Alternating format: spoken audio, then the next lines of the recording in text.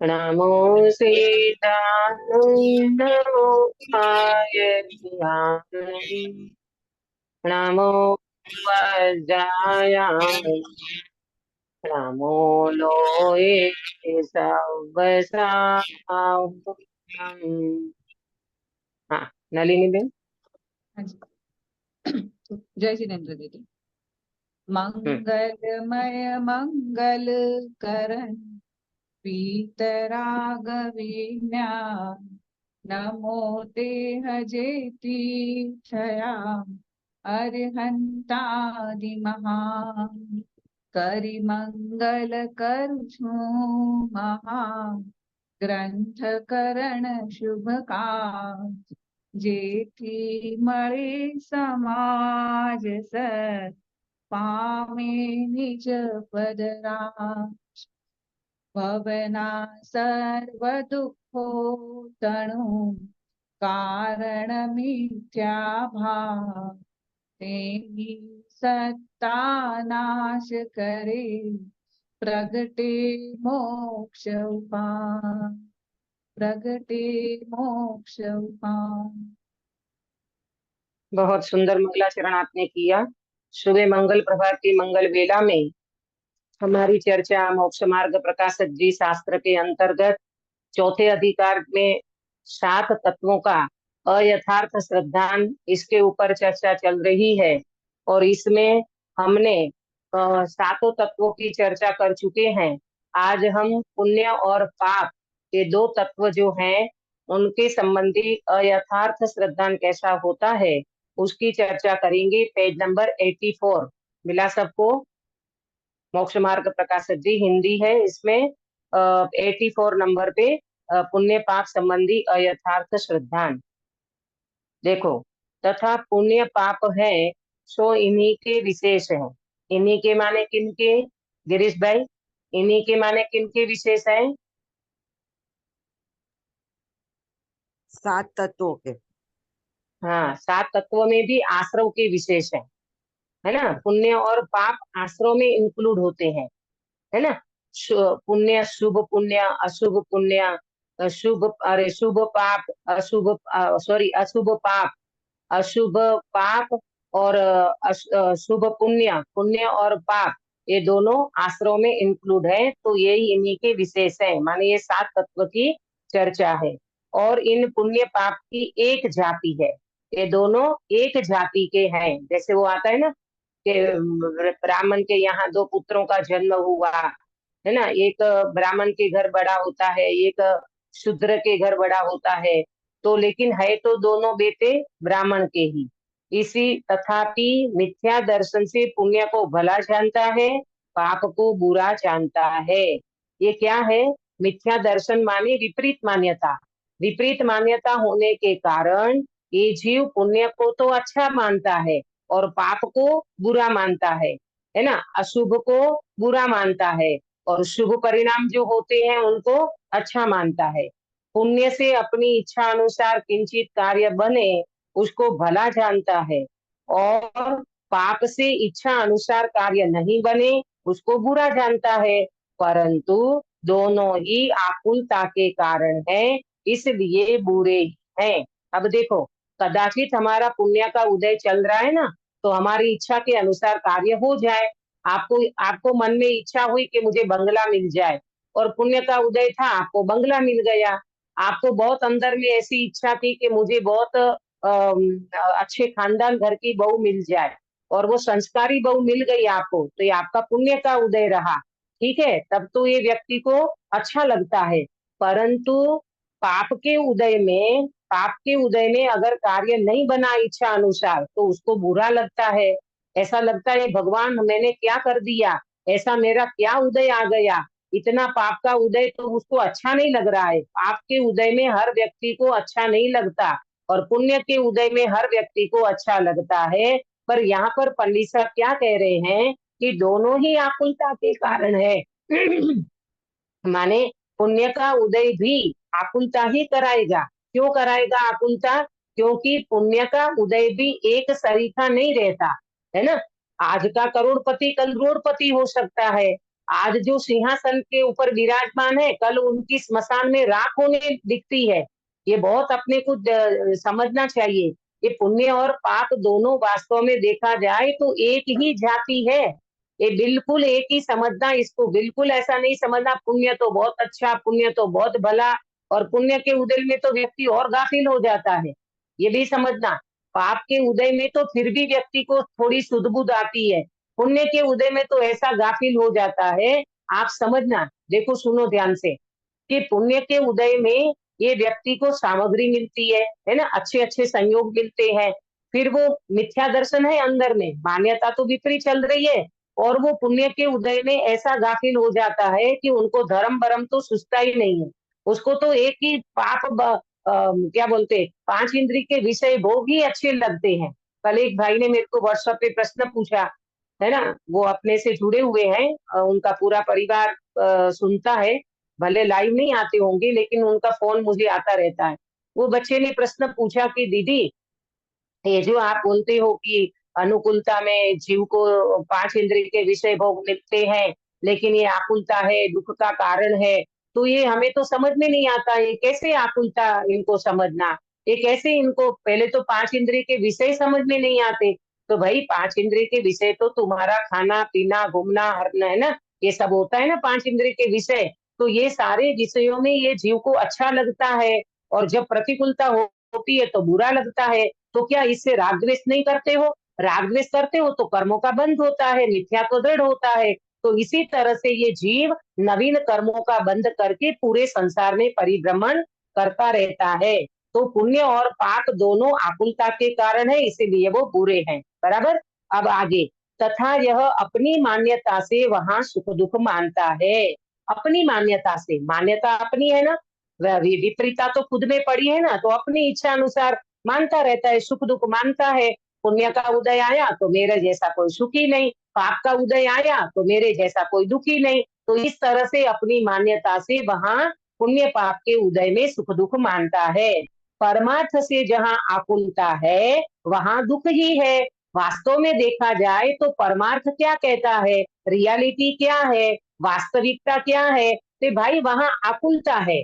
देखो, योग सार जी में कई दृष्टांत आया है कि जैसे कोई व्यक्ति ग्रीष्म महीने की ऋतु में, गर्मी के दिन होते हैं ना, तो गर्मी के दिन में कोई व्यक्ति धूप में चल रहा है, तेज धूप है एकदम, और वो व्यक्ति को अगर कहीं वट वृक्ष दिख जाए तो उनकी छाया में बैठने का अच्छा लगेगा कि नहीं लगेगा? हम्म, लगेगा ना अच्छा। तो अच्छा तो लगेगा, लेकिन वो व्यक्ति थोड़ी देर के लिए वह विश्रांति कर सकता है, परंतु वो छाया उनका लक्ष्य नहीं है, क्योंकि वो व्यक्ति को तो गंतव्य स्थान पे पहुंचना है ना, वो व्यक्ति तो राही है ना, तो उनको तो आगे जाना है। परंतु इतनी धूप के बीच में अगर उनको थोड़ी देर के लिए छांव मिल जाती है तो वो व्यक्ति विश्रांति कर लेता है, रेस्ट तो कर लेता है, थकान को उतार लेता है, परंतु वो छाया को गंतव्य नहीं मानता। आया समझ में गिरीश भाई दृष्टांत? हम्म, इसी तरह यहाँ घटित करें तो पाप के उदय में ये व्यक्ति को अच्छा नहीं लगता, ये बात तो सही है, पर पुण्य की छांव में भी अच्छा नहीं लगना चाहिए। यानी पुण्य की छांव भी कब तक रहेगी काश्मीरा बेन, ये पुण्य की छांव भी कब तक रहेगी? परमानेंट नहीं रहेगी दीदी, जितना उदय है उतने तक हाँ, रहेगी। जब तक पुण्य का उदय है तब तक पुण्य की तुमको छांव मिलेगी, माने अच्छी अनुकूलताएं मिलेगी। जैसे पाप का उदय आएगा पुण्य तो खत्म हो जाएगा। तो कहने का मतलब ये है, अपना गंतव्य स्थान तो पुण्य पाप से भिन्न, ऐसा में भगवान आत्मा हूँ, ये अपना गंतव्य स्थान है, माने पहुंचने का स्थान है, और वस्तु भी अपने पुण्य पाप से भिन्न है। तो ये व्यक्ति को अपने लक्ष्य में रहना चाहिए। क्यों? परमार्थ से जहाँ आकुलता है वो हमारे निराकुलता का कारण नहीं हो सकता, इसीलिए वहां दुख ही है। इसलिए पुण्य पाप के उदय को भला बुरा जानना ब्रह्म ही है। वाह, पंडित साहब की सोच तो देखो, इनका चिंतन देखो, कि पुण्य और पाप के उदय को अगर तुम भला बुरा मानते हो तो ये तुम्हारा बिल्कुल भ्रम है। भ्रम में मत रहना भाई, और भ्रम जनित दुख को दूर करने का उपाय भ्रम को टालना है। भ्रम को टालो तो ब्रह्म मिलेगा, ब्रह्म माने आत्मा। ब्रह्म माने भ्रांति, भ्रांति टालोगे, भ्रांति को दूर करोगे तो शांति मिलेगी, और शांति मिलेगी तो अनंत काल के लिए जीव को विश्रांति मिलेगी। आया समझ में? अब देखो आगे क्या कहते हैं, तथा कितने ही जी। जीव कदाचित। लेकिन ये जो हम बोलते हैं ना कि पुण्य के समय जो आकुलता वर्तनी चाहिए, जो लगता नहीं है कि आकुलता होती है पुण्य के पास इसमें, तो अपना उदय जो में। इसमें मेन तो अपना वही है ना कि सुख का जो मूल स्वरूप है वो हमें पता नहीं है, इसके लिए हमें वो लगता है कि नहीं इसमें अच्छा लगता है, आकुलता नहीं लगती है। लेकिन सुख का मूल हाँ। स्वरूप ऐसे है ना कि जिसके बाद दुख आए ही नहीं, तो हमेशा परमानेंट सुख हो, उसको अव्ययभाव सुख को बोलते हैं। तो उसके वजह से कभी कभी ऐसा कंफ्यूजन रहता है कि भाई सुख में जब भी आकुलता बोलते हैं वो सही है कि नहीं। हाँ, ये क्यों मालूम? अपने सुख की जाति को पहचानना चाहिए गिरीश भाई। एक इंद्रिय सुख है और एक अतीन्द्रिय सुख है। इंद्रिय सुख में जीव इंद्रिय सुख की कल्पना में ऐसा भ्रमित हो जाता है। आपका कहना ठीक है कि किसी व्यक्ति को जीवन भर के लिए पुण्य का उदय रहा, साता का ही उदय रहा, कभी किसी भी प्रकार की उनको प्रतिकूलता आई नहीं। परंतु गिरीश भाई, अगर मोक्ष मार्गी जीव होगा ना, थोड़ा उठ करके, माने इन भूमि से उठ करके थोड़ा अंदर का चिंतन करने वाला व्यक्ति चाहिए। देखो, पुण्य के ठाठ में बाहर का उदय आपका पुण्य का रहा, शाखा का उदय रहा, तो ये जीवन पुरता। लेकिन इस जीवन में भी वो व्यक्ति को कई बार ऐसा होता है, आप कहो कि बाहर के तो कोई प्रतिकूलता नहीं आई, परंतु अंदर शरीर में असाता का उदय आ जाता है ना। मानसिक तकलीफें भी होती है। ऐसा तो नहीं है कि कोई व्यक्ति एकदम से पुण्य का ही उदय चलता रहे। अंदर अंदर उस जीव को कुछ न कुछ तो बीमारी चलती है, मानसिक बीमारी हो, शारीरिक बीमारी हो, है ना, विकल्प हो, कुछ न कुछ तो चलता ही है। एक सा उदय तो किसी का रहता नहीं है। अरे तीर्थंकर जैसे जीव होते हैं ना, भले बाहर में कितना भी पुण्य का उदय हो, लेकिन माता के गर्भ में तो उनको भी आना पड़ता है, जन्म तो उनको भी लेना पड़ता है। तो इसी तरह से अगर व्यक्ति विचार करे ना, तो बहुत ये जीव को चिंतन मिलता है, और उस व्यक्ति को समझ में आता है, जागृति मिलती है, सावधानी मिलती है कि नहीं, सही बात है ये जीवन। चलो एक बात अपन सोच ले कि इंद्रिय सुख हमें मिल गया, तो ये इंद्रिय सुख कोई परमानेंट थोड़ी है। आप यहाँ से चले जाओगे, इंद्रिय सुख सारे छूट जाएंगे। लेकिन अतीन्द्रिय सुख की प्राप्ति अगर एक बार कर ली होगी ना, और दूसरी बात गिरीश भाई, कि इंद्रिय सुख की में जो व्यक्ति रास्ता है ना, उसमें जो गाफिल हो जाता है ना, उसमें उस व्यक्ति का इतना पाप बंद होता है। देखो, अपने को पाप बंद कौन सा दिखता है मालूम? जैसे चींटी मर गई है, किसी जीव की हिंसा हो गई, वो तो अपने को पाप लगता है। लेकिन इंद्रिय सुख में इंद्रिय सुख में मैं कल्पना करके बैठा हूँ कि यही सर्वस्व है और यही सच्चा सुख है। ये बहुत बड़ी मिथ्या मान्यता नहीं है? ये बहुत बड़ी भ्रांति नहीं है जीव की? बहुत भ्रांति में जीव जी रहा है। उसको ये लगता है ये लाड़ी बाड़ी गाड़ी फ्लैट या फैन फोन फ्रिज जो भी मुझे मिला है ना, ये मेरे को मिला है, ये बस यही तो मैं हूँ। और इसी में मालूम ये एकत्व, ममत्व, कर्तृत्व, भोक्तृत्व की जो बुद्धि चल रही है ना, ये महा महा महा संसार का कारण है। इसको चंडाल चौकड़ी कहो, ये बहुत ही जीव को भ्रमाती है। एकत्व, ममत्व, कर्तृत्व और भोक्तृत्व बुद्धि ये जीव को कहीं चैन से बैठने नहीं देती। नवीन नवीन नवीन नवीन मिथ्यात्व और कर्मों का बंध ये जीव निरंतर करता है। क्यों? अभी मोक्ष तत्व में अभी इसमें तो कम आया, वरना ऐसा भी आता है कि इंद्रिय सुख और अतीन्द्रिय सुख को पहचान नहीं पाता। ये मोक्ष तत्व संबंधी भूल है। उनको क्या लगता है मालूम? मैं स्वर्ग में जाऊंगा, वहां मुझे सुख मिलेगा, तो मुझे तो स्वर्ग में जाना है। अरे स्वर्ग में तुझे इंद्रिय सुख मिलेगा, अतीन्द्रिय सुख नहीं मिलेगा।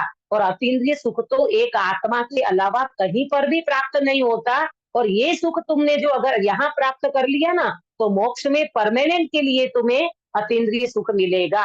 लेकिन ये भ्रांति में जीव जीता रहता है, तो इसीलिए उनको अंदर से वो चिंतन की धारा चलती नहीं है। देखो, कितने ही जीव कदाचित पुण्य पाप के कारण जो शुभ अशुभ भाव उन्हें भला बुरा जानते हैं, वह भी ब्रह्म है। देखो, बताया ना कि कदाचित किसी व्यक्ति को पुण्य के कारण शुभ भाव अशुभ भाव, अब तो यहाँ भाव लिए है, शुभ भाव और अशुभ भाव उनको भला जानता है।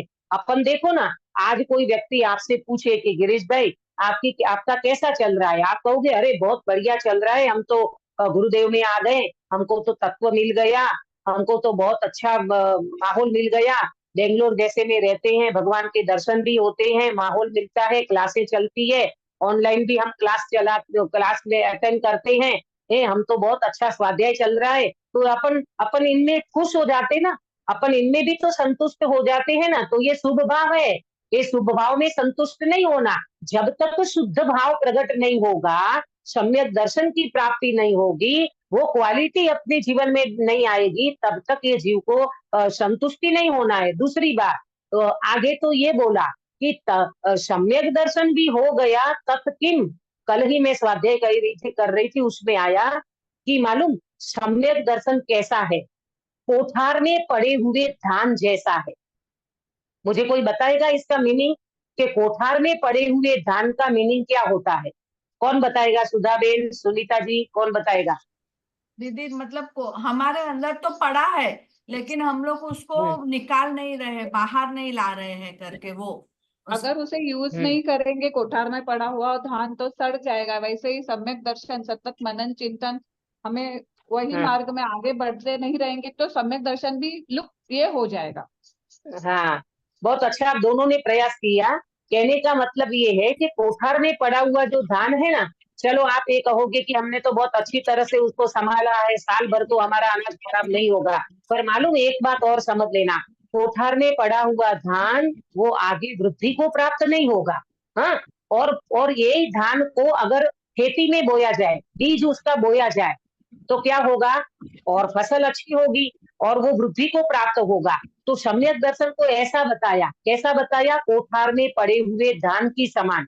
तो आप कहोगे अरे दीदी तो फिर हम सम्यक दर्शन ना करें, बात उसकी नहीं है। ज्ञान ज्ञान जे यो ये छे कहाँ समझ ते, जहाँ जिस अपेक्षा से बात की जाती है ना, वहां उस बात को समझना। किसी व्यक्ति ने सम्यक दर्शन प्राप्त कर लिया तो उनको ये कहा जाएगा तब किम, उससे क्या हो गया? ये तो तेरा स्वभाव था तो तूने प्राप्त कर लिया, अब आगे बढ़ो, अब आगे बढ़ो, मुनि दीक्षा अंगीकार करो, श्रेणी मांडो, केवल ज्ञान को प्राप्त करो, सिद्ध दशा को प्राप्त करो। उस व्यक्ति के लिए ऐसा कहा जाएगा, अरे भैया ये सम्यक दर्शन तो कोठार में पड़े हुए धान के समान है, तुम उसकी फसल करो, उनको आगे बढ़ाओ, मुनि दीक्षा अंगीकार करो, चारित्र को प्राप्त करो। आया समझ में? तो इसी तरह से जहाँ जिस अपेक्षा से कथन होता है वहां वैसा समझना। अभी कोई अज्ञानी मिथ्या दृष्टि जीव है तो उसको सबसे पहले सम्यक दर्शन का उपदेश दिया जाएगा कि तुम आत्मज्ञान को प्राप्त करो। बराबर? तो इस तरह से यहाँ पर भी ये कह रहे हैं कि पुण्य पाप के उदय में अगर वो पुण्य के शुभ भाव में यानी शुभ भाव में वो व्यक्ति अगर संतुष्ट हो जाता है तो वो भी उनका भ्रम है, क्योंकि दोनों ही कर्म बंधन के कारण है।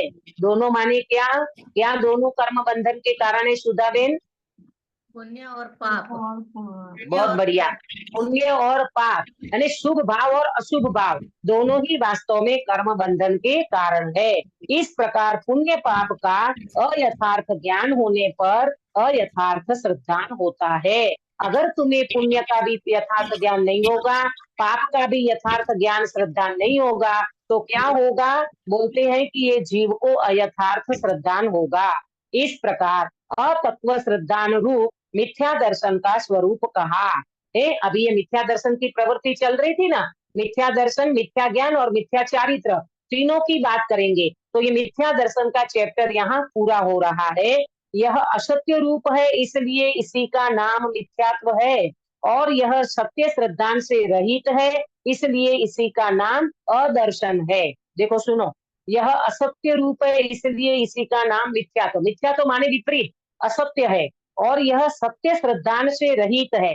जो अपना सत्य श्रद्धान होना चाहिए ना, सातों तत्वों का यथार्थ श्रद्धान होना चाहिए ना, वो नहीं है, इसी के लिए इसका नाम अदर्शन, मिथ्या दर्शन, अदर्शन, विपरीत दर्शन, है ना, मिथ्यात्व, ये सब एकार्थवाची है।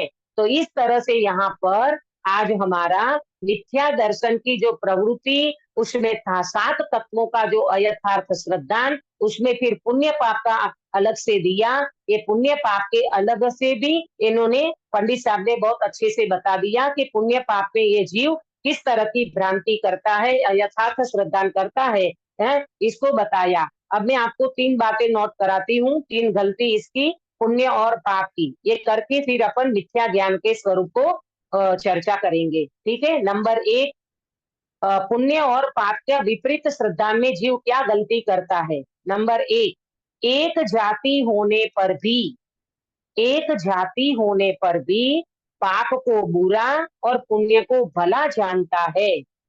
एक जाति होने पर भी पाप को बुरा पुण्य को भला जानता है, परंतु दोनों बंध के कारण है, परंतु दोनों बंध के कारण है। ये इसकी गलती है। अभी चर्चा की ना हमने, पाप को बुरा माने पुण्य को भला मानता है, परंतु दोनों बंध के कारण है। नंबर 2, पुण्य पाप में अपनी मान्यता से सुख मानता है, पुण्य पाप में अपनी मान्यता से सुख दुख मानता है। पुण्य पाप में अपनी मान्यता से सुख दुख मानता है, पर वो दुख ही है, पर वो दुख ही है, आकुंठा ही है।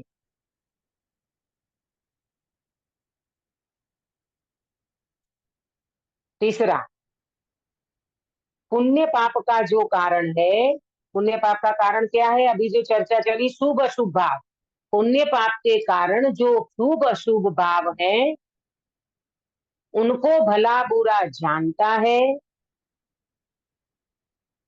पुण्य पाप के जो कारण शुभ अशुभ भाव हैं उनको भला बुरा जानता है, परंतु वो दोनों कर्म बंध के कारण हैं, परंतु वो दोनों कर्म बंध के कारण है, ये नहीं मानता। ये पुण्य पाप संबंधी भूल है। पुण्य पाप के कारण जो शुभ अशुभ भाव है उनको भला बुरा जानता है, परंतु वो दोनों कर्म बंध के कारण है, ये नहीं मानता। ये पुण्य पाप संबंधी भूल है। ठीक है। तो अपना ये मिथ्या दर्शन का चैप्टर पूरा हुआ। अब अपन मिथ्या ज्ञान की चर्चा करेंगे। Page number 85।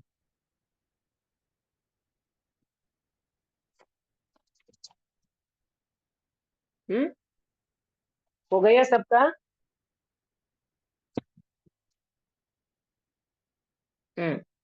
देखो पेज नंबर 85 पे मिथ्या ज्ञान का स्वरूप। अब ये मिथ्या दर्शन का चैप्टर पूरा हुआ। मिथ्या दर्शन ने मुख्य रूप से 9 तत्व 9 पदार्थ की चर्चा की। कैसी विपरीत मान्यता जीव करता है, प्रयोजन भूत अप्रयोजन भूत की चर्चा करी। प्रयोजन भूत 7 तत्व हैं और अप्रयोजन में तो बहुत सारी चीजें हैं जो तुम्हारे जानने में नहीं आवे, तो तुम्हारा मोक्ष मार्ग अटकेगा नहीं।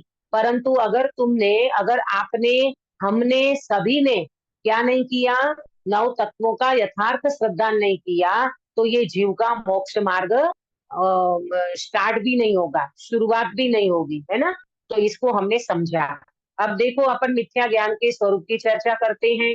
अब मिथ्या ज्ञान का स्वरूप कहते हैं, मिथ्या ज्ञान का स्वरूप कहते हैं प्रयोजनभूत जीवादि तत्वों को अयथार्थ जानने का नाम मिथ्या ज्ञान है।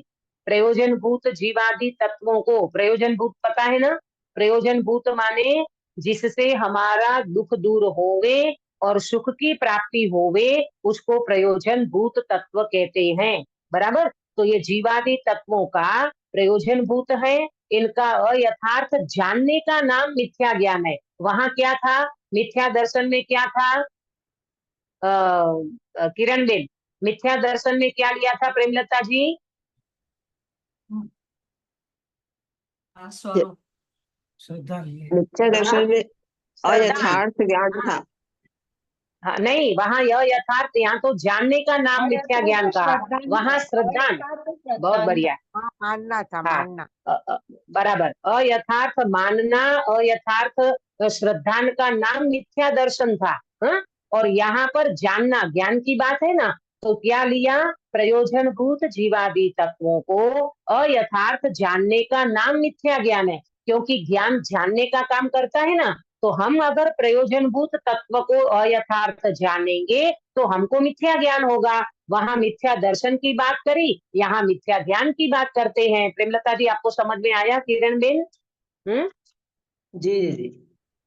हाँ, अब देखो, उसके द्वारा उनको जानने में, अब प्रॉपर समझना और नोट भी कराऊंगी। उसके द्वारा माने मिथ्या ज्ञान के द्वारा उनको जानने में, माने प्रयोजनभूत तत्वों को जानने में। हाँ, बराबर समझना।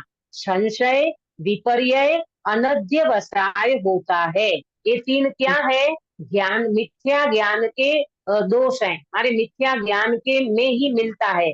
मिथ्या ज्ञान में तीन दोष मिलते हैं: संशय, विपर्यय और अनध्यवसाय। हाँ? पहले आप इसको नोट करोगे तो मैं करा देती हूँ आपको, फिर अपन इसकी चर्चा करेंगे। किसको कहते हैं संशय? देखो, संशय, विपर्यय और अनध्यवसाय पहले नोट करो। संशय किसे कहते हैं? संशय किसे कहते हैं? ऐसा है या ऐसा? हाँ? ऐसा है या ऐसा? ऐसे हैं कि ऐसे हैं? कोई मतलब इसको बोलते ना कि उसको संशय पड़ा है। ऐसे हैं कि ऐसे हैं? ऐसे अनिर्णयात्मक ज्ञान को संशय कहते हैं। एग्जाम्पल क्या दिया? जैसे मैं शरीर हूं या आत्मा? अब उनको संशय है, उनको उनका कोई निर्णय नहीं है। उनको शरीर हूं कि आत्मा, ये उनका कोई निर्णय नहीं है। इसको कहते हैं संशय ज्ञान। आया समझ में? नंबर 1 में बताया संशय। संशय माने ऐसे हैं कि ऐसे हैं, मैं ऐसा हूं कि ऐसा हूं, ऐसा जो निर्णय नहीं हो रहा है उसको कहते हैं, उसको कहते हैं संशय। संशय ज्ञान, संशय मिथ्या ज्ञान। हाँ? देखो इसमें लिखा है ना कि उसके द्वारा उनको जानने में संशय, विपर्यय, अनध्यवसाय होता है। वहां ऐसे हैं कि ऐसे हैं, इस प्रकार परस्पर विरुद्धता सहित दो रूप ज्ञान, उसका नाम संशय है। दो रूप माने शरीर हूं कि आत्मा, ये दो रूप में निर्णय नहीं कर पा रहा है कि मैं शरीर हूं कि मैं आत्मा हूं, ये संशय बना रहा है। उसको कहते हैं संशय का दोष, माने संशय मिथ्या ज्ञान का नाम है। हाँ? अब समझो कि जो व्यक्ति इसका निर्णय कर ले ना, तो वो संशय उसका ठीक है। जैसे पहले हम भी थे, पहले हम सभी भी थे, हमें नहीं पता था मैं आत्मा हूं कि मैं शरीर हूं। जब हमने इस ज्ञान में आगे प्रोग्रेस किया, समझने का हमने प्रयास किया, तो आज हमें ये समझ में आ गया कि नहीं नहीं, मैं तो आत्मा हूँ, मैं शरीर बिल्कुल नहीं हूँ। लेकिन ये जो मिथ्या ज्ञान वाला जो संशय का दोष है ना, उनको वो निर्णय करना नहीं चाहता, वो अनिर्णय में ही रहता है। ऐसा अनिर्णय कि मैं आत्मा हूँ कि मैं शरीर हूँ, मुझे कोई निर्णय नहीं है उनको, इसको कहते हैं संशय। अब दूसरा दूसरा क्या है? विपर्यय। ऐसा ही है, ऐसा ही है, इस प्रकार विरुद्ध स्वरूप। देखो, ऐसा ही है, इस प्रकार विरुद्धता सहित एक रूप ज्ञान को विपर्यय कहते हैं। ऐसा ही है, इस प्रकार विरुद्धता सहित एक रूप ज्ञान को विपर्यय कहते हैं। दीदी एक बार और बोलिए ना। फिर से बोलती हूँ, ऐसा ही है, इस प्रकार विरुद्धता, वस्तु स्वरूप से विरुद्ध है ना, इस प्रकार वस्तु स्वरूप से विरुद्धता सहित एक रूप ज्ञान को विपर्यय कहते हैं। ऐसा ही है, इस प्रकार वस्तु स्वरूप से विरुद्धता सहित एक रूप ज्ञान को विपर्यय कहते हैं।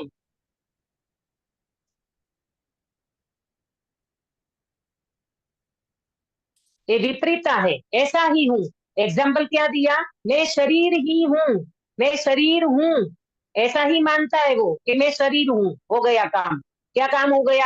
अरे वो जीव को पता ही नहीं है कि तुम आत्मा हो, तुम शरीर नहीं हो भाई, लेकिन उनकी स्वरूप संबंधी विपरीतता चल रही है, उसको अंदर में वस्तु स्वरूप की विरुद्धता चल रही है, तो उसको कुछ भी पता नहीं चलता, उनका भी निर्णय नहीं है कि मैं ऐसा ही हूँ, यानी मैं शरीर ही हूँ, आत्मा हूँ, ऐसा ही हूँ कर लेता तो उसका काम बन जाता। लेकिन किसको प्रायोरिटी दे दी? शरीर को, कि मैं ऐसा ही हूँ, इसको कहेंगे विपर्य। बराबर। अब तीसरा, तीसरा अनध्यवसाय। तीसरा क्या है? अनध्यवसाय।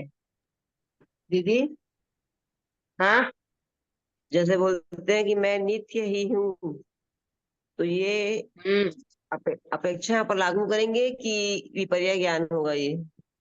नहीं, मैं नित्य ही हूँ, वो अपेक्षा से समझा होगा तो बिल्कुल बराबर है, लेकिन मैं नित्य ही हूँ और दूसरी अपेक्षा को न समझे तो वो निश्चयाभास में चला जाएगा, उसका ज्ञान प्रॉपर नहीं कहा जाएगा। देखो, अच्छा प्रश्न है आपका कि वीर नित्य ही हूँ ऐसा भी तो अपन बोलते हैं, लेकिन प्रेमलता जी वो अपन दृष्टि की अपेक्षा से बोलते हैं कि मैं आत्मा की ओर से देखूं तो मैं वास्तव में नित्य ही हूँ, मैं कभी अनित्य, मैं कभी बदलने वाला नहीं हूँ, मैं कभी अध्रुव नहीं हूँ, मैं तो शाश्वत नित्य ध्रुव भगवान आत्मा हूँ। तो आपने किस अपेक्षा से बोला? अरे स्वभाव की अपेक्षा से बोला ना, दृष्टि की अपेक्षा से बोला, तो आपका ज्ञान बिल्कुल सम्यक है, आपका ज्ञान बिल्कुल सही है। हाँ, अगर आप ये बोलते नित्य अनित्य को जाने बिना अकेली नित्यता की बात करते कि मैं तो सदा नित्य ही हूँ और अनित्य का पता ही नहीं हो, तो वो मिथ्या में चला जाएगा, वो एकांत में चला जाएगा, मिथ्या एकांत में चला जाएगा। हाँ, वो व्यक्ति निश्चयाभास में चला जाएगा। इसी तरह से तो खड़े होते हैं, निश्चयाभास, व्यवहाराभास, उभयाभास, ये सब ऐसे तो खड़े होते हैं, तो एकांत पक्षों को पकड़ लेते हैं और अपेक्षा को समझते नहीं है, तो इस तरह से ये सारी बातें हो जाती है। आया समझ में? लेकिन यहाँ पर जो बात है ना प्रेमलता जी, यहाँ पर जो बात है वो मैं शरीर ही हूँ, तो उनने किसको छोड़ दिया? आत्मा को छोड़ दिया। अरे भाई तू शरीर ही है, तो शरीर तो अनादि से सबको ही है, और वैसा तो मानते हैं, तो हमारा कल्याण क्यों नहीं हुआ? हम अपने को शरीरधारी तो मानते ही है ना, तो अपना कल्याण हो जाना चाहिए, वो तो हुआ नहीं, इसीलिए इसको बराबर समझना कि ये वास्तव में विपर्य ज्ञान है। अब तीसरा, तीसरा क्या है? अनध्यवसाय। मैं कुछ हूँ, मैं कुछ हूँ अथवा कुछ है, ऐसा निर्धार रहित जो ज्ञान, उसको अनध्यवसाय कहते हैं। ऐसे निर्धार रहित विचार, कोई कोई निर्धार नहीं है, कुछ है पर उसका कोई निर्धार नहीं, कोई निर्णय नहीं, कोई डिसीजन नहीं, उसको कहते हैं अनध्यवसाय। कुछ है ऐसा निर्धार रहित विचार, उसका नाम अनध्यवसाय है। जैसे मैं कोई हूँ, अरे तुम क्या हो पर बताओ ना, बोले वो मुझे नहीं जानना, मुझे नहीं पता। ऐसे कई लोग बोलते ना आत्मा, अरे आत्मा बात्मा होगा कोई, हमें नहीं पता, हमें नहीं समझना। वो बिल्कुल अनध्यवसाय वाला तो कुछ दिमाग ही नहीं लगाना चाहता, कुछ निर्णय करना ही नहीं चाहता, इसीलिए वो बिल्कुल ही अनध्यवसाय है, माने वो ज्ञान, वो माने मिथ्या ज्ञान है, वो बिल्कुल समझना नहीं चाहता। हालांकि देखा जाए तो देखो, ये जो तीन क्वालिटी बताई ना, संशय, विपर्य और अनध्यवसाय, इसमें कौन सा जीव अच्छा माना जाएगा? विपर्य। अनध्यवसाय। एक भी नहीं माना जाएगा, एक भी अच्छा नहीं लो, माना। नहीं, संशय वाला तो एटलीस्ट माना जाएगा ना, कि वो उसको संशय है तो शायद वो उसको ढूंढने की इच्छा करे करके ऐसा। हाँ हाँ ठीक है, सुनीता जी ने बराबर बोला कि भाई वो संशय वाला है कि मैं शरीर हूँ कि मैं आत्मा हूँ। हालांकि यहाँ पर तो पंडित साहब ने उसको अनिर्णयात्मक ज्ञान वाला कहा है, वो निर्णय करना ही नहीं चाहता, करना नहीं चाहता तो अलग बात है, पर अगर वो निर्णय करना चाहे ना, अगर उनकी अपन बोलते ना शंका, शंका में अगर जिज्ञासा होती है ना, तो वो आशंका बन जाती है। क्या बोला? शंका और आशंका, ये दो शब्द सुने होंगे। शंका में अगर जिज्ञासा जागृत हो जाएगी ना, तो वो आशंका बन जाएगी, और आशंका अच्छी चीज है। हाँ, आशंका वाला व्यक्ति आगे बढ़ सकता है। पर यहाँ पर जो पंडित साहब ने जो दोष की बात की है ना, मिथ्या ज्ञान वाले, संशय की बात, वो निर्णय करना चाहता ही नहीं है, मैं शरीरों की मैं आत्मा हूँ, बस ऐसा करके रह जाता है, निर्णय करना नहीं चाहता। परंतु कोई व्यक्ति इन संशय में अगर जिज्ञासा रखे ना कि भाई मैं निर्णय करना चाहता हूँ कि मैं शरीर हूँ कि मैं आत्मा, तो अच्छी बात है। लेकिन यहाँ पर पंडित साहब ने जो बात लिखी है वो अनिर्णयात्मक ज्ञान में ऐसा ही बना रखता है कि मैं शरीर हूँ कि मैं आत्मा, उसका निर्णय करना नहीं चाहता, तो वो ठीक नहीं है। वैसे देखा जाए तो तीनों भी एक ही मतलब तीनों देखा जाए तो मिथ्या ज्ञान में जाता है, निर्णय वाला कोई भी जीव इसमें नहीं है। अब अपन इसको 3 तरह के लोग में घटित करेंगे। नंबर 1, कंफ्यूजन माइंड वाला। कोई व्यक्ति है कंफ्यूजन माइंड, बोलो कंफ्यूजन माइंड वाला व्यक्ति निर्णय कर पाएगा नलिनी बेन? कंफ्यूजन रहता है उनको, वो संशय ज्ञान है।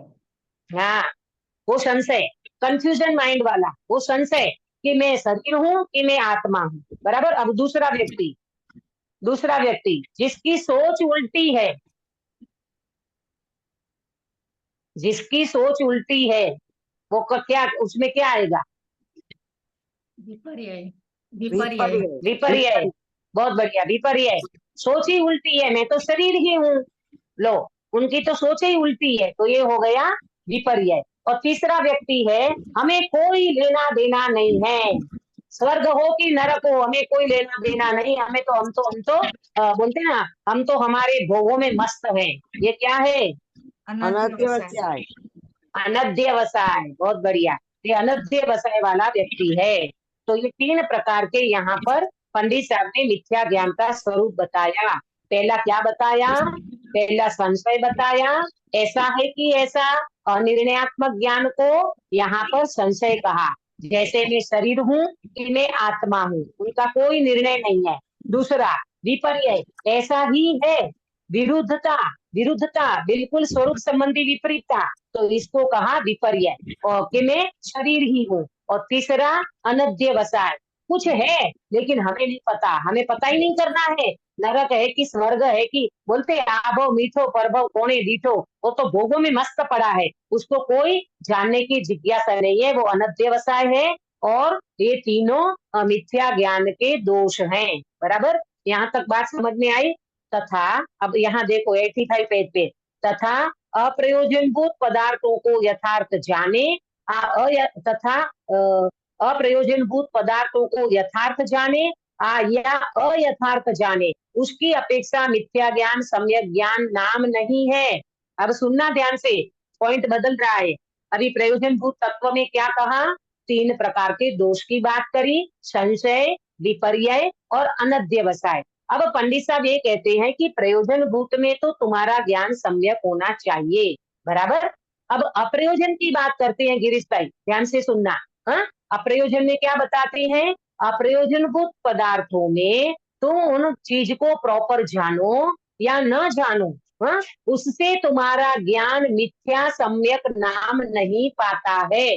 मैंने इसमें आपको समझाया था पहले कि हमें 7 तत्वों का तो प्रयोजन भूत ज्ञान चाहिए, बराबर। परंतु हमें जम्बू द्वीप कितने का है, नंदी द्वीप कहाँ आया, ढाई द्वीप किसे कहते हैं, अगर ये हमें पता नहीं होगा तो क्या हमारा मोक्ष मार्ग रुक जाएगा नलिनी बेन? नहीं रुकेगा, वो क्यों? अप्रयोजनभूत है, क्योंकि वो नहीं बहुत जाना तो बढ़िया। हाँ, उसको अगर हम नहीं भी जानेंगे ना तो हमारा कोई मोक्ष मार्ग रुकने वाला नहीं है। परंतु हमें 9 तत्व या 7 तत्व या 9 पदार्थ का तो हमें प्रॉपर ज्ञान होना ही चाहिए। और क्यों? क्योंकि 7 तत्वों के अयथार्थ श्रद्धांत से तो हमारा सम्यक दर्शन नहीं हो रहा है, हमारी वहां तो गाड़ी अटकी पड़ी है भाई। हमें नंदीश्वर को जाने की न जाने, मेरू पर्वत कितना लंबा चौड़ा ऐसा वैसा हमें न खबर हो ना तो भी एक बार चला जाएगा, हाँ एक बार चल जाएगा। लेकिन हमें आत्मा को तो समझना ही होगा, 7 तत्वों को तो हमें प्रॉपर मानना ही होगा। आजकल को तो अभी तक संवर मान करके बैठे हैं, शुभ भाव में धर्म की मान्यता करके बैठे हैं, शुभ भाव में संवर की कल्पना करके बैठे हैं, और मोक्ष में तो मोक्ष की कल्पना भी कैसे करके बैठा है, इंद्रिय सुख को मोक्ष मानता है, तो ये तो सारी गड़बड़ है। इसीलिए प्रयोजनभूत तत्व को समझना, इस पे जोर दिया है। अप्रयोजनभूत समय हो तो समझो, नहीं समय हो आपके पास, पहले सम्यक दर्शन कर लो, बाद में खूब पढ़ो, खूब समझो, उसकी कोई मना नहीं है। परंतु यहाँ जो पंडित जी कह रहे ना, मिथ्या ज्ञान और सम्यक ज्ञान नाम नहीं पाएगा। किसको? अप्रयोजनभूत को तुम समझो या न समझो, यानी यथार्थ समझो या अयथार्थ समझो, माने आपको थोड़ी बहुत गड़बड़ी भी हो जाए, उसमें 19-20 हो जाए तो कोई बात नहीं है। जिस प्रकार मिथ्या दृष्टि रसी को रसी जाने तो सम्यक ज्ञान नाम नहीं होता, और सम्यक दृष्टि रसी को सांप जाने तो मिथ्या ज्ञान नाम नहीं होता। अरे ये तो गजब हो गया, ये तो अपने को लगता है कि पंडित साहब अन्याय कर रहे हैं। क्या क्या दृष्टांत समझ में आया? जिस प्रकार मिथ्या दृष्टि रस्सी को रसी जाने तो सम्यक ज्ञान नाम नहीं होता, और सम्यक दृष्टि रस्सी को सांप जाने तो मिथ्या ज्ञान नाम नहीं होता। काश्मीरा बेन, आप बता सकते हो इसमें पंडित साहब किस वस्तु को फोकस करा रहे हैं, किस पे जोर देना चाहते हैं? दीदी नहीं समझ में आ रहा है। नहीं आ रहा है? अच्छा, किसको समझ में आ रहा है वो बताएं। एक नहीं, बार जो फिर से इसमें बोलिए। जो मैंने रस्सी को रस्सी जाने तो सम्यक ज्ञान होता है ना ईश्वर, जो जो है ऐसा ही जानता है। लेकिन जो मिथ्या ज्ञान वाला जो है, वो अगर जो उसका ज्ञानी विपरीत है, और वो जो भी जानता है वो विपरीत ही जानता है। नहीं नहीं गिरीश भाई, आप समझे नहीं इस बात को, आपने उल्टा कर दिया। अरे यहाँ तो ये कह रहे हैं कि मिथ्या दृष्टि रस्सी को रस्सी जान रहा है, तो उसका ज्ञान सम्यक होना चाहिए ना भाई। रस्सी को रस्सी जानता है तो ये तो बिल्कुल सत्य है ना भाई, है। और सम्यक दृष्टि जो है वो रस्सी को सांप मान रहा है, तो उसका ज्ञान मिथ्या होना चाहिए ना। तो यहाँ मना कर रहे हैं, यहाँ तो ये कह रहे हैं कि मिथ्या दृष्टि अगर रस्सी को रस्सी जानता है तो उसका ज्ञान मिथ्या है, और सम्यक दृष्टि अगर रस्सी को सांप भी मान लेता है तो उसका ज्ञान मिथ्या नहीं होता। दीदी इसको उसकी समझाओ, कौन मान्यता, बता पाएगा? वो तो सम्यक मतलब दृष्टि की स्वभाव की मान्यता दृष्टि से बदल कहा गई। है ना, सम्य मिथ्या दृष्टि है, उसको अपने स्वभाव की भान नहीं है। फिर वो तो खाली देख के रस्सी को रस्सी मानता है, जबकि सम्यक दृष्टि जो है करके वो शायद उसको मतलब वो रस्सी को वो बराबर उसने या तो देखा नहीं है, इसके लिए वो रस्सी को सांप मान रहा है, या कोई अंधेरा है, या कुछ ऐसे समझ के। हाँ, सुनीता जी ने अच्छा दिमाग लगाया। अब हमारा काश्मीरा बेन कुछ कह रहे हैं। हाँ दीदी, वही वही काश्मीरा मैं बेन, बोले, क्योंकि सम्यक दृष्टि की मान्यता बदल गई है, तो शायद वो ऊपर से हाँ कुछ भी बोले लेकिन उसकी मान्यता बदल गई है, और मिथ्या दृष्टि को तो मिथ्या ही हाँ, बोलते हैं। उससे कुछ बहुत लेना बढ़िया। देना ही नहीं है ये समय मालूम, दृष्टि को, कि दोरी है हाँ या सांप है, वो तो अपने में ही अपना आत्मा को स्वभाव को जानने में ही इंटरेस्टेड है ऐसे। हाँ, बहुत बढ़िया, सभी ने बहुत अच्छा जवाब दिया। बात सही है। क्यों? अपने को यहाँ फोकस करना है प्रयोजनभूत तत्व को। आया समझ में? अगर वो व्यक्ति मिथ्या दृष्टि रस्सी को रस्सी जानता है तो अपन कहेंगे कि नहीं, वो तो बेचारा रस्सी को रस्सी कह रहा है, आप क्यों उनको मिथ्या ज्ञान कह रहे हो? और सम्यक दृष्टि रस्सी को सांप कह रहा है, तो सफेद झूठ है। हाँ? ये भाई, ये बाहर की सत्य असत्य बात को यहाँ नहीं लेना है। यहाँ मोक्ष मार्ग में प्रयोजनभूत तत्व की बात करते हैं। और मालूम, ये रस्सी को अगर सांप भी जानते हैं ना ज्ञानी, तो उनका औदयिक ज्ञान है। वो कौन सा ज्ञान कहलाएगा? औदयिक ज्ञान कहलाएगा। मिथ्या मिथ्या ज्ञान नहीं है, औदयिक ज्ञान वो अलग चीज है। तो देखो, जैसे जैसे मैं बताऊं आपको कि कोई डॉक्टर है, वो डॉक्टर ऑपरेशन इतना बढ़िया करता है, इतना सबसे बढ़िया सर्जन डॉक्टर है, बाईपास का ऑपरेशन नंबर 1 पूरे इंडिया में। हाँ, और इतना बढ़िया करता है। अब वो डॉक्टर को कार चलाना नहीं आता, सब कुछ करो, तो क्या वो डॉक्टर डॉक्टर नहीं है गिरीश भाई? प्रयोजन भूत है डॉक्टर कार है, चलाना, कार खुद का विषय में कार चलाना निपुण उसके है। लिए और हाँ, प्रयोजन उसका जो भूत है। प्रयोजन बुद्ध जो है हाँ इसमें बराबर है। हाँ, एग्जाम्पल, प्रॉपर एग्जाम्पल आपको समझ में आ जाएगा कि दीदी बात सही है आपकी, कि आप जो ये कह रहे हो कि डॉक्टर को डॉक्टरी का इतना बढ़िया ज्ञान है, इतना बड़ा सर्जन है, नंबर 1 इंडिया में, उनका आज तक कोई ऑपरेशन फेल नहीं हुआ है, और लाइनें लगती है उनकी क्या बोलते हैं वो लेने जाते हो ना, क्या बोलते हैं उसको? Prescription, appointment. Appointment, appointment. हाँ, हाँ, उनके लिए लाइनें लगती है, बताओ है। और वो डॉक्टर नंबर 1 ऐसा ऑपरेशन करता है, अगर वो डॉक्टर ऐसा बढ़िया ऑपरेशन करता है तो उनको ऑपरेशन संबंधी प्रॉपर ज्ञान है। अगर वो कार चलाना नहीं जानता, हालांकि डॉक्टर लोग तो कार चलाते ही हैं, नहीं जानता सपोज करो, तो क्या वो डॉक्टर नहीं है? आप कहोगे नहीं नहीं वो डॉक्टर है, कार चलाना ये अलग सब्जेक्ट है, वो अलग विषय है, परंतु डॉक्टर है, ये बात बिल्कुल फैक्ट है और इतना बढ़िया ऑपरेशन करता है। ठीक इसी प्रकार से प्रयोजनभूत तत्व का ज्ञान ज्ञानी को प्रॉपर है, भले वो रस्सी को सांप कह दे तो इतना बड़ा दोष नहीं है। नलिनी बेन, आपने जवाब दिया ना, वो तो मोक्ष मार्ग में इंटरेस्ट है उनको, वो तो अपनी आत्मा का कल्याण करके बैठा है, माने सम्यक दर्शन करके बैठा है, अथवा तो वो जीव अपने रत्नत्रय को संभाल रहा है, प्रयोजनभूत तत्व को वो व्यक्ति बराबर जान रहा है, तो रस्सी को अगर सांप भी कह दे तो कोई बड़ा दोष नहीं है। कुल मिलाकर के यहाँ पर अप्रयोजनभूत तत्व में तो बात ऐसी है कि उसमें अगर व्यक्ति को कोई रस्सी को सांप मान ले, कोई नंदीश्वर द्वीप को इधर उधर बता दे, जम्बू द्वीप को थोड़ा बहुत ऊपर नीचे बता दे, तो कोई बड़ा दोष नहीं है। परंतु मिथ्या ज्ञान और सम्यक ज्ञान नाम तब पाता है जब ये जीव अपने शुद्धात्मा को, सात तत्वों को यथार्थ जानता है, तब ये नाम पाता है। तो इस प्रकार से मिथ्या ज्ञान किसको कहा और सम्यक ज्ञान किसको कहा, इसकी चर्चा की है। अब आगे अपनी चर्चा जो चलेगी उसमें मिथ्या ज्ञान को यहाँ प्रश्न उठाएंगे कि भाई यहाँ तो प्रत्यक्ष सच्चे झूठ का हमें दिखाई दे रहा है और आप उनको सम्यक ज्ञान और मिथ्या ज्ञान कैसे कहते हो? हमको तो बिल्कुल रस्सी को रस्सी जाना और रस्सी को सांप माना, तो रस्सी को रस्सी जानना ये सम्यक ज्ञान है और रस्सी को सांप मानना ये मिथ्या ज्ञान है, ऐसा प्रश्न उठाया है। इसका पंडित साहब बहुत अच्छी तरह से इसका प्रॉपर जवाब देंगे, उसकी चर्चा अपन कल करेंगे। अब मेरा विचार बना कि अपन 13 तारीख तक इसको कंटिन्यू कर लेते हैं, 14 से अष्टानी का पर्व शुरू होते हैं, अपना चौथा अधिकार पूरा हो जाएगा। अगर नहीं भी होगा तो 22, 23, 24, मुझे 25 को जाना है बांसवाड़ा, तो 22, 23, 24 का लेकर के अपन क्विज वगैरह सब पूरा करके चौथा अधिकार अपना पूरा हो जाए, ऐसी भावना से अपन इस बात को कल से भी और आगे बढ़ाएंगे 13 तारीख तक। तो आप सभी इंटरेस्टेड हो, आपको है ना रुचि, कि ऐसा लगता है कि बहुत हो गया? नहीं दीदी ठीक है ना। है, चालू ही रखो। हाँ चालू रखना, ठीक है ना। हाँ। तो अपन सभी देखो भाई, ये झिलमानी माँ है, अपने को जितना अमृत पिलाती है उतना पी लेना चाहिए और अपने अंदर में भेद विज्ञान का अभ्यास करके मिथ्या ज्ञान को, मिथ्या दर्शन को दूर करके, है ना, रत्नत्रय की प्राप्ति करने का अभ्यास। जैसे अपन सुनने में इतना इंटरेस्ट आता है तो अपने तत्व का विचार करने में, भेद विज्ञान करने में, अपने ज्ञान को सम्यक करने में अपना उपाय लगेगा।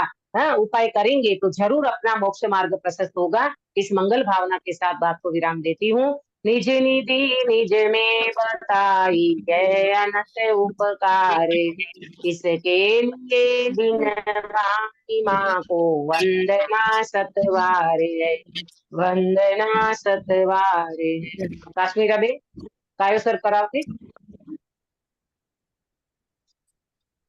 हाँ दीदी। नमो अर्यंताणम, नमो सिद्धाणम, नमो आयर्याणम, नमो उपज्जायणम, नमो लोहितवसाहुणम। नमो अर्यंताणम, नमो सिद्धाणम, नमो आयर्याणम, नमो उपज्जायणम, नमो लोहितवसाहुणम। नमो अर्यंताणम, नमो सिद्धाणम, नमो आयर्याणम, नमो उपज्जायणम, नमो लोहितवसाहुणम। नमो अर्यंताणम, नमो सिद्धाणम, नमो आयर्याणम, नमो उपज्जायणम, नमो लोहितवसाहुणम। नमो अर्यंताणम, नमो सिद्धाणम, नमो आयर्याणम, नमो उपज्जायणम, नमो लोहितवसाहुणम। नमो अर्यंताणम, नमो सिद्धाणम, नमो आयर्याणम, नमो उपज्जायणम, नमो लोहितवसाहुणम।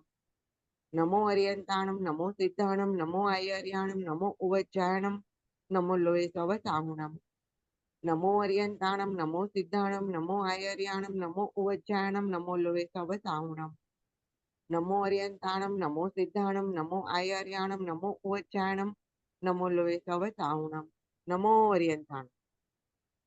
बोलो अंतर्मुख मुद्राधारी सर्वजिनेन्द्र भगवान की जय हो। नित्य बोधिनी द्वादशांगी जिनवाणी माता की जय हो। 3 कम 9 करोड़ सर्वे वितरागी महामुनि राजों की जय हो। परम अहिंसामय वितरागी जैन धर्म की जय हो। सभी को जय जिनेन्द्र। जय जय जिनेन्द्र। जिनेन्द्र।